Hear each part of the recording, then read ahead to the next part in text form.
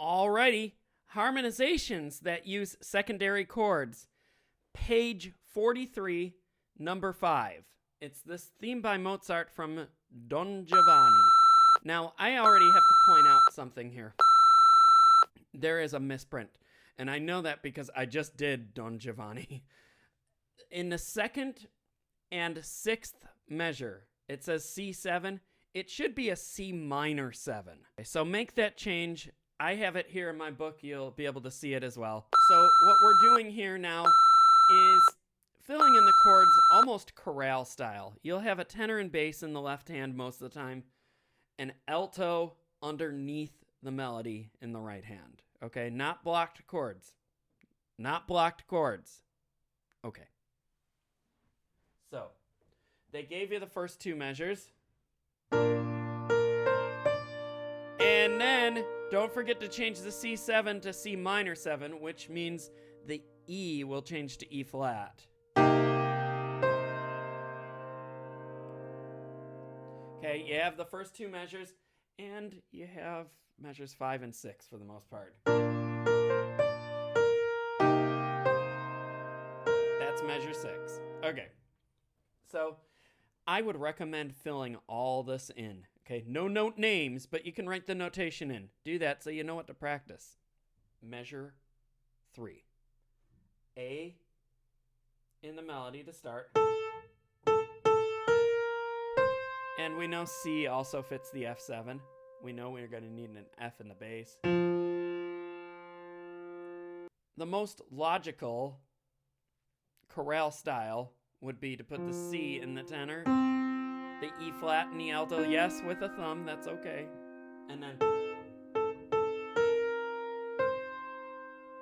And then you're all set for that F7 in measure 4. I'm going to let you figure out that spelling. And I'll play, okay, and then you could do what you got to do to get that out of me by watching the video again. But find your own spelling. It won't be too hard. You just flip the voices around. Okay. And then you pretty much have the whole piece. Measure 5, just like measure 1, measure 6, like measure 2, and pretty much like measure 3, only with some more non-chord tones.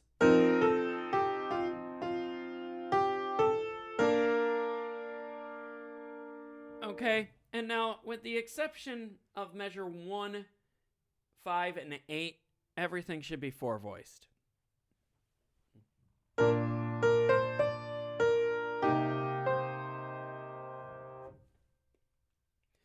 Okay, so fill that in, and then work everything back and forth.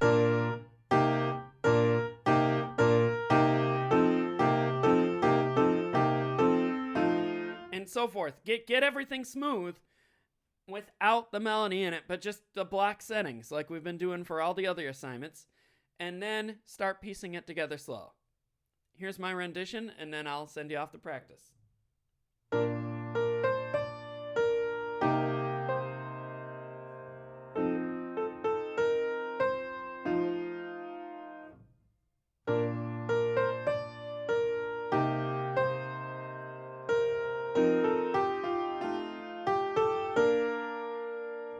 Now, you may have noticed I changed voices in measure 7. You don't have to do that.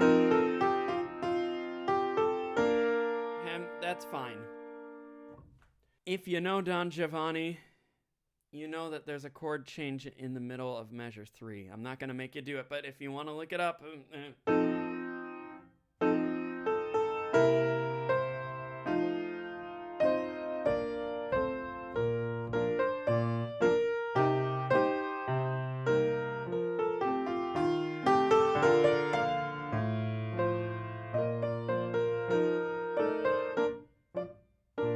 Okay, and you don't have to go that far, but if you want to, go for it. I won't stop you. Okay. Practice.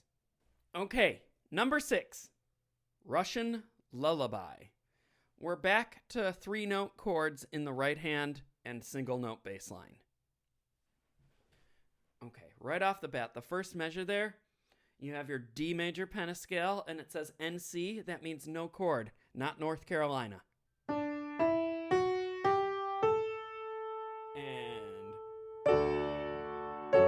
they gave you that. and then you got to figure out the rest. Let's figure out the melody first.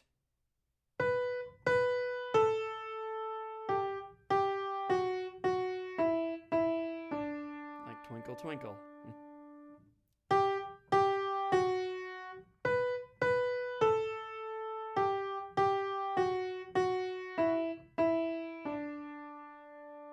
Get that worked out, and then get the bass line worked out. We have G major, D major, E minor with G in the bass, D major with A in the bass, and then A7, oh, we keep that A, and back to D. G, D, G, A, G, A, D.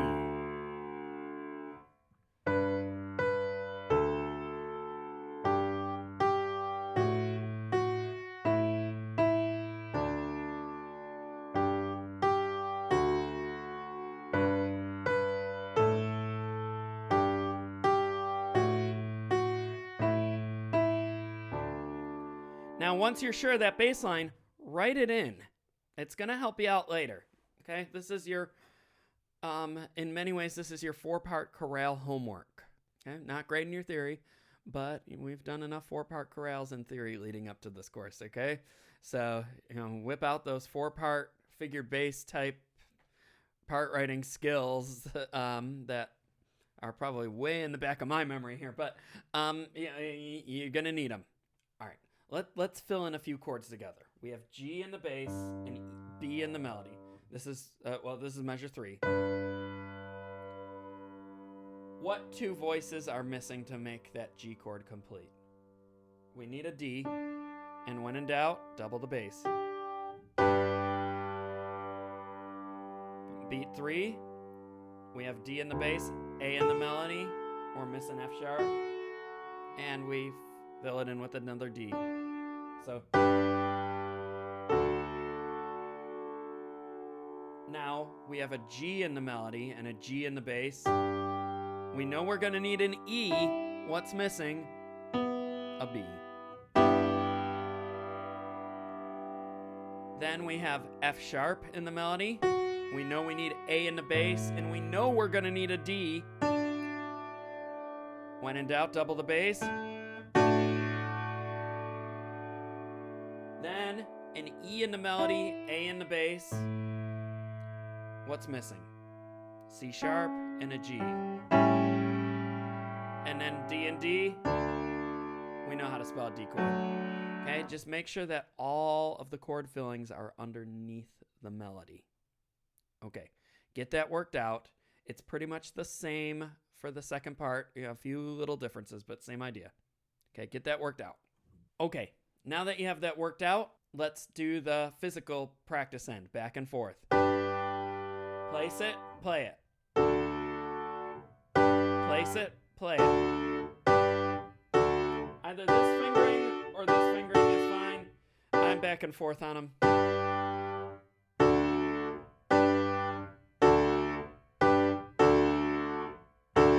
Place it, play it.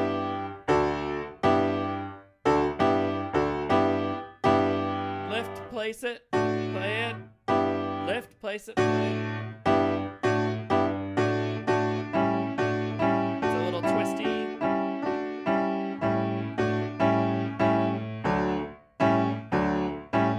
Okay, and get it fluid. I have a very unfair advantage over you, but that's why I'm teaching you this stuff. So,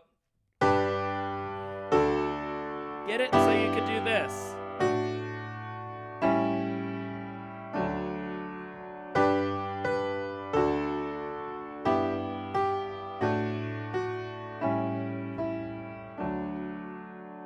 And then you also have...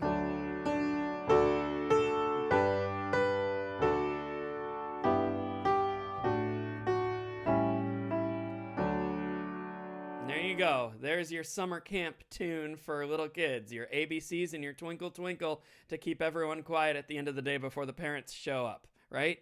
Okay, so I know I made a joke about that, but it's true. I've been in that position. You got to have some of these back pocket songs to keep the kids in line at the end of the day when they're tired and restless. And parents always love when their kids are calm when they pick them up. So just keep that in mind. You will need this for something at some point. Here's my rendition for you.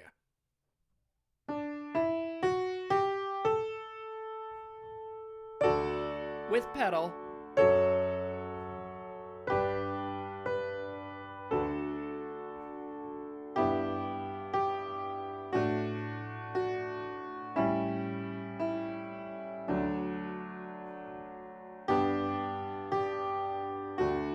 Place it, play it. And now you're set.